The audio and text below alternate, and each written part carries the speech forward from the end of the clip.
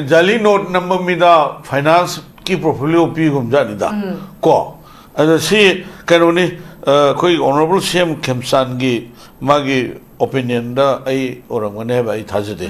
Adu Husikle government she I go somewhat mana tawang magi masu tawge na khalaga CM ki posi lorong ado maleba. Yam na nungai poti na teba. Husik akoigi Sidagi tax the Kitang give the Akoigi labor posi yam the Kudung Tinga or Ponamaneva. Aduga Zik labor, Yum Tongu the labor, like you had one Haru Sinche, to win a labor in a table. To win a labor in a te, Machi Akoigi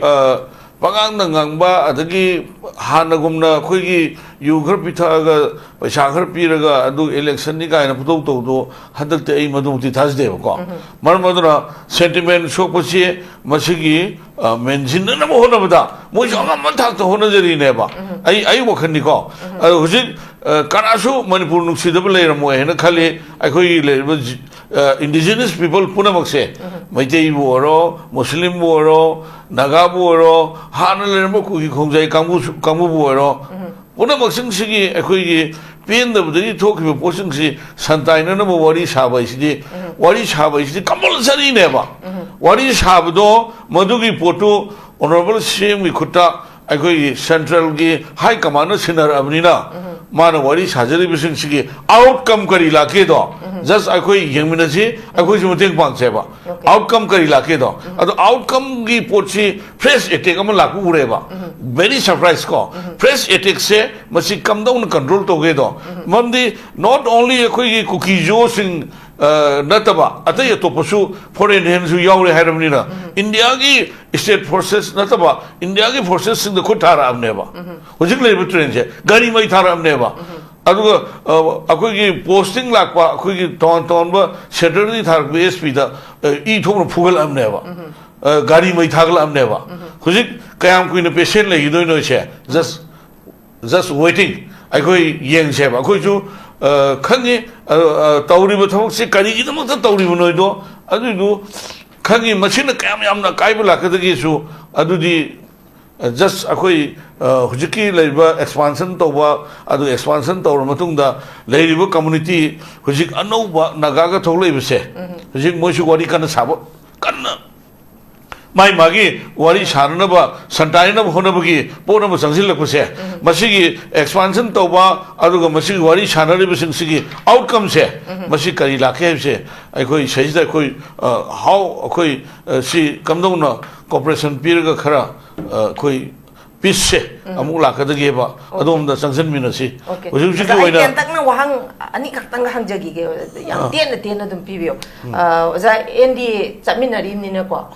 BJP, BJP in Manipur, Kanmangam Gani, only political party in Harry Zagi, point of view that. I some the Kumjaga, Manipur, the Labour Pazana, Kangadabani, Pazasino, BJP, Tamudan Shirakanda, Pazaduna, BJP, Olakan, the Kangadabani, BJP, Hyper, Adugi Tamal, Kangadabante, Miwi Bergi, Tamuise, BJP, Duna, Toriba, Tamuktuna, Tamoi to Pilakanda, Tamoi to Somalakanda, BJP, Hyperpotuda, Nushirakanda, Pazasino, Manipur Kangadam never. Okay, Tanga, I Loishalakpada. Kuki elections to Kushalaktreko 2027 February, the Shungshui than Pangoni. Within this very short period, Atian Mamatam Zida, have the BJP da Miamna Hazarambadi, or Ayamba, Dum Mangbagi Mamidi, Chaunata, the Vanatiam Chaunatai, Masigi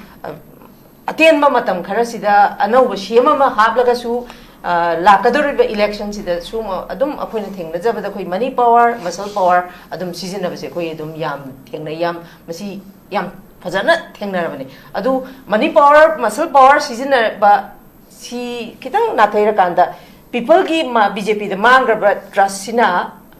BJP 2027 the Maraiba Lepangam can have a Tazable labor coin toja. I Hujik Akogi Manipur. Praja Singa BJP Gimarata Trust Divisit Lere. Number 1 point call. Menkatpangam Nano show on Rabushi. That is another way call. Aduga Mamanda Kogi Ozabium on the Kagibsi, no Machino the Kagib Sunate, no Machinaraga, but Shai Lakagib Sunate. प्रजासिंसी sentiment सोकप लेबदो अदुदगी पोर अम थैबनेबा अदना लेरमीबसी कांग्रेस की गवर्नमेंट सही त्रावन लेमिनी कांग्रेस गातनेबा अमतममदा कांग्रेस सी इबु बिंगाता कनागुमा एमएलए एमते यावदना हयिंग भो पारमदबनी को बीजेपी सु अदमाइना अखोगी लेरिबो पोसी सेंटर द लेरिबो पोसी मसिन मणिपुर की डेवलपमेंट द तौबिरकदब मयाम सिंह तौगनी हाइबा मयाम सिंह दो अदुगी थाजबदुदा मणिपुर मयाम सु पुनिंग से लुपुबनेबा लुपी हुसिबो लेरिबो ट्रेन सिदा करी तौरकदो नो हाइबदु अखोई येंगी बनेबा हुजिक सजिदा अखोगी लेरिबा अखोगी मी चहुमनी मेदा सिग्रे मी कुथरागा मरी मंगाम की समवेयर लॉस फी मचेरो फंगद्रे सरू फंगद्रे मी लिसिंग यांखई हुबु हैना कनो अखोगी रिलीफ कैंप ता फैब्रिकेट हाउसेस ता लेरे मकुबो कम ममौगा अखोगी थाम थामना लेना बगी पोतु होबा स्पेस लेत्रेबा अदुगी कॉमन टॉयलेट कॉमन वॉशरूम होजा just adu moigi wakhilda mentally failure de heng tong siba adigi laina pokna siba this and that ma'am singse atai atopo state or maba if maharashtra or maba si government je kai ne adu akhoi di unite oi deba akhoi unite oi deba manipur da ba indigenous people akhoi je unite oi deba aduna maram maduna nakal namurum da satpaneba akhoi ungtang unite oi matamda just akhoi June 19 gi leiriba ihogum leidra ko akhoi gi ima singna samra phul ut ki ihogum leidra world madu gi do record neba akhoi manipur si adugum bagi potma aidi lakpa sumabra ko si BJP government si leina na bo hona bada akhoi gi मियाम की pen न थबक तब हम चंगेबा within the short period सिदा अदुगी outcome दुदा करीनो खुश पांगमेबा as a lines पांगनेबा होनगनेबा अदु नकल अमरोम the पूरा sophisticate automatic rifle हम पार ग मी युम मै थार बा हाट प तो मयाम दुना अमत मोय मथक एक्शन लौद्रगा नगी अखोगी गवर्नमेंट पीपल बेरियल दो सबमिट तौरो हाइसे सी अखोगी अंधा कानून हाइदारे ने जस्ट मिट नाम खतंग यंगबा सी लिंडू की टाइप ने सी जस्ट अखोई शिव सेना ने यादे मियाम की इहुन खंगना तोबियो अदुगा स्टेट लिस्ट से मसी फाजना अखोई स्टेट न तोबु याबसे मसी तोबु कांदा कनाम तक की बिदर ऑनरेबल सीएम ना मणिपुर कन्नन होने बियो अखोई कॉर्पोरेशन बिजगे जतुंबी अखोई हजिक लैरिबा फिबम सिदा हाबदी अखोई पाबुंग न सुम एक सेंग न ताकपीरे मियाम न सुदुमा खंगे लैरिबा अखोई लॉ एंड ऑर्डर सी मियाम की पुंसी कनबा मदी प्रॉपर्टी कनबा हैप्सी खंगदन लेबने दुमगो हजिक से थोइबा कन्फ्लिक्ट से ऑलमोस्ट मे ददी चाही अहुम सुगदोरबनी मसीगी अखोगी चीफ मिनिस्टर नौबा म लेरे हाबवानी पीस ती रेस्टोर तौदना अखोगी फ्री मूवमेंट यादना आईडीपी सिंग मयुम चंगबगी कशु असाजी कशु खो याम लापना लेरी सिदा अखोगी अमुक फ्रेश अटैक अमा तौरपसी याम थीना लाइबक थीबने दुमकबु लोशन गे हारगदी ngasai अखोगी लेजरीबा अखोगी मणिपुर पुलिस लेजरीबा अखोगी मणिपुर सिगी 40 मुंग लाइबा 60 जे ऑलमोस्ट अखोई लाख अमुक लाइबा सिदा स्टिल हौजिक पाउबा अखोगी लोशन गे हारगदी लोशन बे याबासे लोशन बे इंगम ngam दुमक लाइबसे सी कराइदा करी लैप्सेस ओइबगी नोटा सेंगना गवर्नमेंट ऑफ इंडिया ना दुमक सानागे हाबगी साना बनी हाबजु मियाम सु दुमक हाइने सिंग तांगजे जातों बिगोइबा मोचे करी कोइ थम्बिनी बेमा यंगवेर फोन होय का खनो चरी ngasi namit kun thaga tareni khakta ngai re sahi hum phaga daba hujik akoina pis si halakpagi pot ama lakda mayam na welcome tawi even ton community punama ado ngarangi sisipur gi tongom lekai da nauna hujiki khoi gi army camp amada kanano madugi camp da automatic guns na madu da attack to wa bomb yawn attack to wa adugumba potama aduga central forces ge gari mai thaba CRP ko adagi SP ki gari mai thaba SP da mamai da dak laina phuba masi gi India ki against the Liba adugumba organization si masigi si karigi damakta India government na yo thamino ado we are akhoi Manipur da leiba akhoi si India ki citizen amne karigi no akhoi masen gi maruksida hojik phabu lotion ma yada tan leiri base both national highway says da sahi hum sumna national highways da akhoi gi free move to we are community masi akhoi ne ka sigum masi India ki manung na te world thom hoeba aduga state government amadi central forces ki sab pathok di nagrik tu ki lanthum amadi punsi kan bane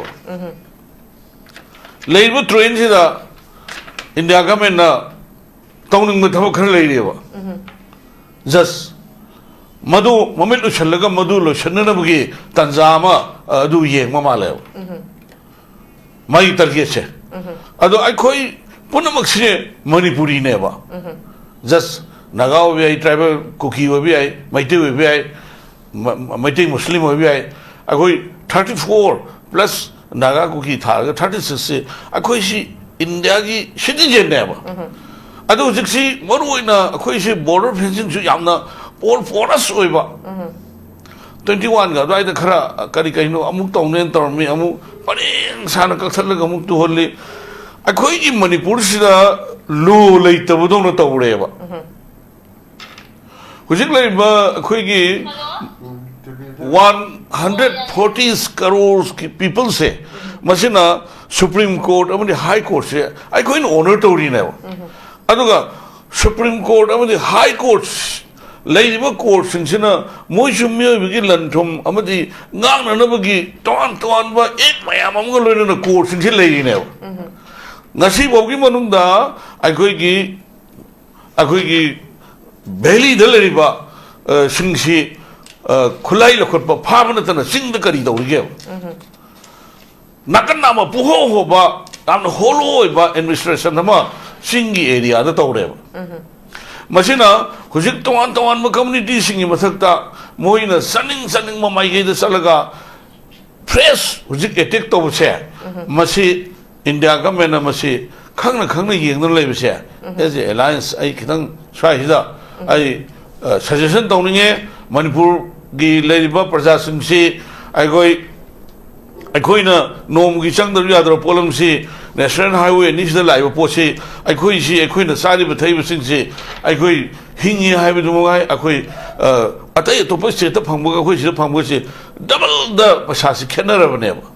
ko aduga central forces aduga leiba mayam singsina national highway ani sisu phajana madu control to ngamde ngamaga su to de ba aduna aina laksen ni musi akhoi leiba sigi conflict akhoi maitai ga kuki jo singi marta leramasi hujik amu extend to toktra naga ki community yosel le naga ga mu fresh attack tawna re ba litanda ko the madugi retaliation tawna ba akhoi gi state government people guns licensing or pick up to on high pukhalo submit on high moina madu order ka pi because of that moi di defense to baneba retaliation do nagi state government people double barrel ko single barrel duna defense to bane heba adu som the pile sophisticated koi gi automatic nomoi ma'am dudi kari gi namta madu phagalo in haidri no ba ukhul gi di siro ain amagi makhada nomoi paina bane heba adu aindu adugi wamuda pailba sophisticated armsing duna mana pukhalo phagalo nadi samitawro di haidraga nangi khoigi state government people double viral go do within the date adu mongda samitawro na je si very si hadu people somne ne mandi moi thawai kanna gi dungda nomoi do adu masu retaliation tawta bani ba si hainer hubal itraba thawai kanna bugi amata ngarba business ne ba sidi sima adugi khoi si kainoma khoi gi aduni ba khoi gi leiriba army sing sig marakta ko army sing sig marakta hujik si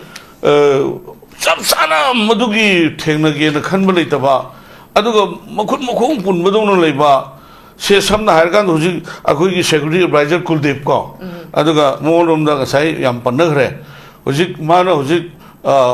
leiba akhoi gi Manipur da mana lawriba sar se masi aidi honorable CM na lawhum thena khali lokshan bina bu honu bi gada ni masi aduga masi sum akhoi gi president rule matamda akhoi gi governor na dum akhoi gi head of the state ona laini hendra chief minister na adu dum kanu tawni haiba gi pot na tabada masi bha am tan am sangane ba aduga akhoi na hujik yegado se akhoi na hujik yegado se be ma tai kaim tan te ba akhoi hujik le ba khoi gi Manipur indigenous people sinse akhoi chongtang wakhal tamina ba sange ba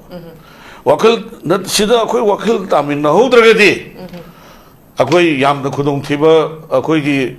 kanoma akhoi yam nakna leirani na khalle ba aduga mamang da lemba honorable CM birena popi thagano adu ching da deforestation tawbigano adudagi mana aduda leramba yum khara dismantle tawba adagi di nangi hujiki khoi gi illegal immigrants sing deport tawba ko maru oina adagi drug ki plan torga drug sumba Manipur gi lagla su haiba tungi yumire lor kadra isai su mayam chi yum dong mutin the drug sab gi poram laiba poche masi kamai tong musat ka gi haiba poto adu gi polom da sangsel lu gi karawai drum khang masi mayam na khoi gi adu gi ada gi na torga poche marai bu thiba hai tare ne ko badnam nglo na ma CM to khre hujik CM na wom lae ko CM na wom la ko chin honori ma so ba guwahati da sali just ai khoi gi table top wari shaba Japan ki Hiroshima ga na pi bo hogdo de bomb thade ne bro credit bam kamna ha madu wari shana ga lotion gi bane ba akhoi shi wari shana bam sange ba wari shana ga madu da akhoi gi moina haibu poto akhoi na nate central government na noi gi UT demand du yaro hai reject to re zatom bi maram ta tha ki Guwahati da handa akoi ki KZ siga unaba chatpai matang si chisu issue mayam chauna oigi dana habidi unrecognized oiraba akoi gi DIPR na lauthokraba unrecognized oiraba loop amani haidana akoi gi hana gi former chief minister leiring ai da lauthokrabani madu unaba chatpagi da su tongan ba akoi gi loop sing gi chinau sing harapada mafam tongan na karopada naga na karopada mai mafam da chatkadra haibagi question amakakule si handak chatli basi bu khoina development ne peace porakna bani yasana bani trust regain tauna bani hai si matang si di haidi kari kamai thamini ai mota honorable CM se akoi gi magi advisor haigadra natragana madu gi potu kitang ai Guwahati chatbu mokte di kitang ai kitang puning da ko eje CM ko adu du potu kitang ai kitang kanoma ada itu da ai wahang ghar le ko phate habdi nate ko wahang ghar le ba moina khanlakada ba moina khalakada ba ade ataina ba to tamakada ba aduga Manipur gi CM habji miyaw mi hurchi le bane akoi mioi la ko thami ma mi hurchi le bane adu mana mioi la ko thami ma ga si phata ba to akoi yobadra noi to podam la de adu di akoi yaroi haba adu mana changsali bu wari shana ba si mamang da sana se na haibada moi singdo karino akoi gi karino moi wakhal da kari khanmano ki ba malhan magum ba ama taw malhan ba mamang da su aircraft tawdun pi ba sikibdo akoi loina mong yana ga sida pura point taw ne ba moina yana ga su moi yana ga su kangmu um thinge ba adana masida akoi gi towan ba akoi gi sigum ba kuki singi marakta honorable CM na Guwahati da hek wari shaba satpu numitugi no alakpada moi president nui matak nung na lantari ne jas moi kangbu du su moi kangbu nu su yaning de habagi potu ne ulli se ada home minister na mask ki tang aitra subject to correction ka national highway free oi bagi po na mataw idara no alaga react to yade si India government na moi si kaino ji moi si yoga thamino moi pai ko la si kaino gi moi si khoi gi praja ha leba mi hale yum mai thare adu no moi dra tawriba lan mayam sing si adu no moi do phajal ga di phane si khanga husi khong da taw dubai marum se moi gi target ama lei re ba ai na sum khanjabani ko adu gi target to tungna honam da akoi gi manipur da le ba so many 40 to 50% akoi gi hindu population mayam lei se masi tumna na ba akoi gi shirabusu moina khalli batar ye tu yaudridi yaro hebagi pona ma manjal le abasidi adu hujiksu nangi akoi gi national citizen research citizenship che shishu amuksu akoi gi matamdo oja mani nisang birangone akoi kano oja ibu bi yauna khoi chali dana keset ka langsan abdo election commission da nubi yimna ngang humpok pu ya rahim ni bema ha section show chibo adugi potu leibi abraba adugi potu da akoi kamain to na ayaba pyramid no madudal badi shishu ai nai je adu shi pochi mi amje akoi chumning matung da bisina isha sing je akoi control to war aba matam amane ba adu hujik aina lakshan si kon mada akoi gi kano se akoi gi hujiki press attack me absent se masida involved to ba any involved to say she sarkar sina center of the state government book to bio marang ni matuk na easy to wi na natragadi moishin lamdam narga khun khudin ni salaga mai thara ni khun khudin ni salaga mi halani mai amu hujiki torbung banglo gi sisipur gi tomul kai si yum trawrim ga ko hunjal lo bane ba thawai hingnam ni muse thore ba hadak ti amuk samu yaro ba ko adu migi shahi ohum phador bani mi kontra ka tani ni khang ngai ra bo phwa magi yum inkol pura tum na magi bugi huji akoi hinna na bugi chin cha khar piraga adum thangone basigi mentality sidi no sidi ai masi ni phate masi amthu matam da si government je akoi khidang mating pang ga mu yeng si akoi mya akoi mya mating pang ga mu yeng si mamang da mu government si chembi wa haidana haibu da ai si yam kan haiba chem so mu yaw mi mani government si la aduga hujik le ba khoi honorables khoi khemsan si adu khang magi rajniti de yam kan lobi loba ta mu mi nate yes kan no da sat pa midane ma si ko adu mana hujik Changsan jarai be thabak sida akoi manipur dal le NGO khangde political party khangde khidang mating pang ga ongtang khoi che khidang retaliation khidang yen che ba hanu honjin khara ko natraga di sidi khoi hujik manipur gi le ba posi pura khoi karoma oirane ba mamdana aina ai as a national democratic alliance ko koi BJP ge alliance ni akoi Telugu Desam ne Janata Dal ne Shiv Sena ne ko akoi member kuntra mga do na supporter government si how given ba ado yaksu akoi adum alliance oiri ado ga sajda akoi yam kana kano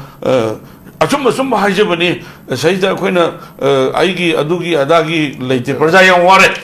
sima tane ba ai haje praja yam ware kenom to biro ba ado ga kuldip tagi posimadi lokthok biro ko si yam sengna sigi posimadi lokthok biraga akoi control to bungam na bo hona seba okay thank you very much ai tumbina kalamarom da kugi Shiv Sena su ko jana su tum pan biri tuni National Democratic Alliance we je zatminari bane duma po khona ujabada handaki anau ba CM ji gi matang si da kugi deputy CM ani lawai matang da su kugi deputy CM amadi koi wasak si virtual dani adigi di koi assembly su virtual dani ko oja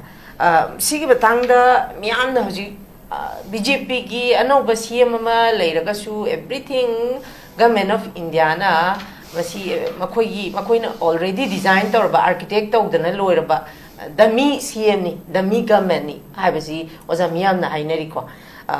masi akoi papunu se hoji haisi ni government na lai hairgadi lai haibadu gi action ji tobi haibane ba masi iu da ba adu miyam na su dum lambi khara semak pa sida dum ipen sida loin pen thok padam na su ek tawgi mami makhak su ek uba a core issue da di khut se itha he tha da mami makhak uba adu bo BJP gi mai kai da gi habsi manipur kan doi si kan gada ba political party si only BJP khak tana Manipur kan bangam gani hairiba ado oza Shiv Sena gi president amoina khogi NDA khoi chachu chaminari oza kari kamai thamini ai laksoge mamang da khoigi meyamna adagi khoi yamna khoi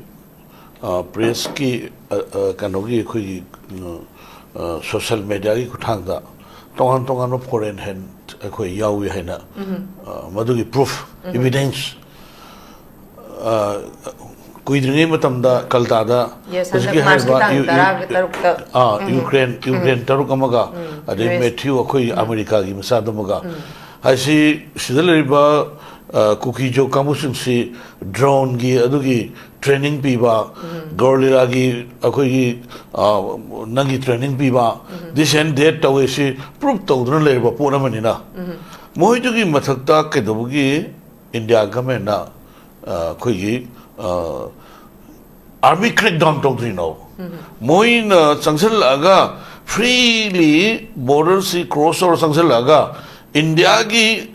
against the Tombi Thompson, she can't get away to me lane over. She, young no, I have a poor man ever. And a quick labor see a quick list homework labor. List homework say, I'm not still listening, I'm a union listening, I'm a concurrent listening. Although state list a quick is a CM Mama winner, man of the quick hoi magi heck a quick or tracking to one of the of that. My yam quick. Number Takta, some PC lang no mama, Miam house, Kolosu, Noitrasu, heck mana unaninga unaraga, a quick video conference told Yam Tozeri was it said. Tori a quick, I took expansion in Louis Nova. Expansion in Louis, my Maggie, a quick cano, Kari, Mano Pai, the Blue Tokishno, a motion Naraga, Matam Kitandi, a quick, Siki Gamensi, Yam Su quick and wait in a call. Moishu Zixi, Quiggy, Tauri, Hypocumba, I think the key Mukumodi Lado Mandreva. Mondi, was it Manipursi, I quay Naksam Yoruba,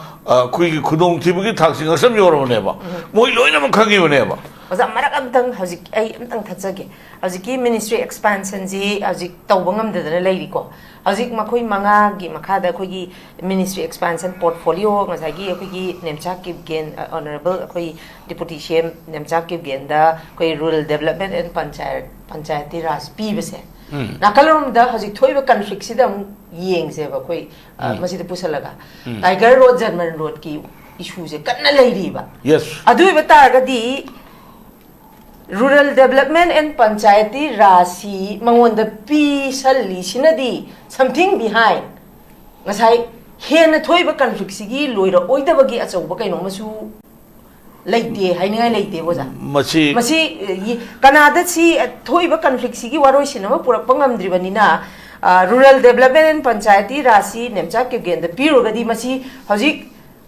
German Road Tiger Road ki issue laying I said Mangwanda Pishilaga the Hakas of the Kutazan by people Malani Habasu Ikan Kalauda Mamium Kati was a Masi Yan Chow no we was a curry. Oi, Jali note number Mida finance keep portfolio Pigum Janida. Ko. As I see, can only quite honorable Shem Kemsangi Magi opinion da I or whenever I hazard. I do particularly government say I could somewhat mana tawang magay masu tawag na kalaga siyem gi posi lorong adong maleba yam na nungay poti na teba uji akoy gi sidagi tax na kitang hizin gi bida akoy gi leiba posi yam na kudong tiningay wa po na maneba aduga uji leiba yung thong kudong na leiba laisu hariba naharul singche tumin na leiba na teba tumin na leiba na te masi akoy gi Pagang Nangba, Adagi Hanagumna, Quigi, you Herpitaga, Shakar Piraga, Adu election Nika and Puto, Hadal Te Maduti Tasdeva. Marmadra, sentiment, Shokosi, Masigi, Menzin and Mohonabada, Mojanga Matak to Honazari neba. I walk in Nico. I was it Kanasu, Manipur Nuxidable, Moena Kali, I could indigenous people, Punamakse, Maitei Woro, Muslim Woro, Naga Woro, Hanalemoku, Kamu Woro, Punamaksin Sigi, a quick pin the talk of a portion, Santana, what is Hava, what is Hava, is the Kamal Sari never. What is Habdo, Madugi Poto, honorable CM we could I central gi high commander sinner abnina mana wari sajari bising sigi outcome kari lake do just I yangminaji I muting bang seba outcome kari lake do ado outcome gi pochi press attack am laku ureba very surprise ko press attack se masi come down control to ge do mamdi not only Kuki Jo sing nataba atay to pasu foreign hands who yaw haramnina India gi state forces nataba India gi forces sing the kutara amneba hujik le train je gari mai thara amneba aduga akoi posting lakwa akoi ton ba Saturday thar BSP da e thom phugal amneba gari mai thagla amneba hujik kayam kuina patient le idoi no che just waiting akoi yeng che ba akoi ju khani tawriba thok se kari gi namak tawriba noido adudu khani machine kayam yamna kaibla kadagi su adudi just akoi hujiki leiba expansion toba adu expansion tawra matungda leiba community hujik anouba nagaga thoklei bse hujik moisu wari kana sabo kana mai magi wari sarnaba santainaba honabagi ponaba sangsilakpase masigi expansion toba aduga masigi wari sanarib singsigi outcome se masi kari lakhe se akoi saida koi how akoi si kamdongna cooperation piraga khara koi peace se amu lakadagi ba adom da sangsan minasi hujik hujik oina ken takna wahang ani kaktang hangjagi ge yam ten dum pibio za NDA chaminari nina ko BJP si BJP ne Manipur kan mangam gani only political party ne hari dui tar zagi point of view da BJP ai samna khumjage akoi Manipur da leba praja na kangadabani praja singnu BJP bu thamoi da nuksira kanda praja duna BJP ol kanda kangadabani BJP haiba adugi thambal duna kangadabnate mioi bagi thamoi se BJP duna tawriba thabok tuna thamoi du pel kanda thamoi du somal kanda BJP haiba potu da nuksira kanda praja singnu Manipur kangadabne ba okay am tanga ai loishalak pada khoi election su kushalak tre ko 2027 ge February da di shoi dan pangtoni within this very short period atien ma matam sida habidi BJP da miyamna thajaram badi oza ayamba dum mangbagi mamidi chauna ta da bana te yam chauna tai masigi atien ma matam khara sida anau shema ma hablaga su lakador election sida suma adum akoina thengna jabada khoi money power muscle power adum season abase khoi adum yam thengna yam masi yam fajana thengna rabani adu money power muscle power season ba si kitang nathaira kanda people gi BJP the mangra trust sina BJP gi 2027 da marai bak lepangam gani haba thajaba lebro ko toja ai hujik akoi gi Manipur gi praja singa BJP gi marakta trust deficit leire number 1 point ko mengkhat pangam na so honrak busu ai that is another way ko aduga mamang da akoi gi ojabi mon ka gi bisi nongmoi chindo na ka gi sunate nongmoi sinaraga paisa yela ka gi sunate praja sing si sentiment sokpa leibedo adudagi porama thaibane ba adana leirami bisi congress ki government sei trawal le mi congress ka tane ba amatamam da congress si ibu binga ta kanago mai MLM ta yawdana haing bo param da bani ko BJP shu admaina akoi gi leiba posi center da leiba posi machine Manipur gi development da tawira ka da mayam sing tawgani haiba mayam sing do adugi thajaba du da Manipur mayam su punin si lupu bane ba lupi hu si baba leiba train si da kari tawra ka do no haiba du akoi yengi bane ba hujik sai da akoi gi leiba akoi gi mi chahum ni me da sigre mi kunthra ga mari manga ki somewhere loss phima cherum phangdre saru phangdre mi lising yankai bu hena kano akoi gi relief camp da fabricate houses ta leire makubu kam mamoga akoi gi tham na leina bu gi potu bu space leitre ba adugi common toilet common washroom moja just adu moi gi wakhal da mentally failure to get hang dong siba adugi leina poktra siba this and that ma'am singse atai atopo state or ma ba if Maharashtra or ma ba si government ji kai ne ꯑꯗꯣ ꯑꯩꯈꯣꯏꯗꯤ unite ꯑꯣꯏꯗꯦꯕ ꯑꯩꯈꯣꯏꯁꯦ ꯑꯩꯈꯣꯏ unite ꯑꯣꯏꯗꯦꯕ ꯃꯅꯤꯄꯨꯔꯗ ꯂꯩꯔꯤꯕ indigenous people ꯑꯩꯈꯣꯏꯁꯦ unite ꯑꯣꯏꯗꯦꯕ ꯌꯨꯅꯥꯏꯠ ꯑꯣꯏꯗꯦꯕ ꯑꯗꯨꯅ ꯃꯔꯝ ꯑꯗꯨꯅ ꯅꯥꯀꯜ ꯑꯃꯔꯣꯝꯗ ꯆꯠꯄꯅꯦꯕ ꯑꯩꯈꯣꯏ ꯑꯃꯨꯛꯇꯪ ꯌꯨꯅꯥꯏꯠ ꯑꯣꯏꯕ ꯃꯇꯝꯗ ꯖꯁ ꯑꯩꯈꯣꯏꯒꯤ ꯖꯨꯟ 19ꯒꯤ ꯂꯩꯔꯤꯕ ꯏꯍꯧ ꯑꯃ ꯂꯩꯗꯅꯀꯣ ꯑꯩꯈꯣꯏꯒꯤ ꯏꯃꯥꯁꯤꯡꯅ ꯑꯁꯥꯝ ꯔꯥꯏꯐꯜꯗ ꯎꯠꯈꯤꯕ ꯏꯍꯧ ꯑꯃ ꯂꯩꯗꯅ ꯋꯥꯔꯜꯗ ꯃꯗꯨꯒꯤꯗꯨ ꯔꯦꯀꯣꯔꯗꯅꯦꯕ ꯑꯩꯈꯣꯏ ꯃꯅꯤꯄꯨꯔꯁꯤ ꯑꯗꯨꯒꯨꯝꯕꯒꯤ ꯄꯣꯠ ꯑꯃ ꯑꯩꯗꯤ ꯂꯥꯛꯄ ꯆꯨꯝꯃꯕ꯭ꯔꯥ ꯀꯣ ꯁꯤ ꯕꯤꯖꯦꯄꯤ ꯒꯚꯔꯟꯃꯦꯟꯠꯁꯤ ꯂꯩꯅꯅꯕ ꯍꯣꯠꯅꯕꯗ ꯑꯩꯈꯣꯏꯒꯤ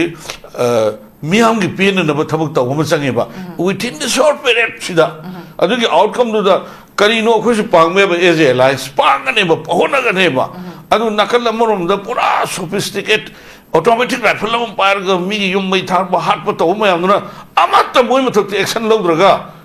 ꯅꯪꯒꯤ ꯑꯩꯈꯣꯏꯒꯤ ꯒꯚꯔꯟꯃꯦꯟꯠ ꯄꯤꯕ ꯕꯦꯔꯦꯜꯗꯣ ꯁꯕꯃꯤꯠ ꯇꯧꯔꯣꯅ ꯍꯥꯏꯁꯦ ꯁꯤ ꯑꯩꯈꯣꯏꯒꯤ ꯑꯟꯙꯥ ꯀꯥꯅꯨꯟ ꯍꯥꯏꯇꯥꯔꯦꯅꯦ ꯖꯁ ꯃꯤꯠ ꯅꯥ ꯑꯃꯈꯛꯇꯪ ꯌꯦꯡꯕ ꯁꯤ ꯂꯤꯟꯗꯨꯒꯤ ꯇꯥꯏꯞꯅꯤ ꯁꯤ ꯖꯁ ꯑꯩꯈꯣꯏ ꯁꯤꯕ ꯁꯦꯅꯥꯅ ꯌꯥꯗꯦ ꯃꯤꯌꯥꯝꯒꯤ ihun khangna tobyo aduga state list se masi phajana akoi state list state na tobu ya se masi tobu kanda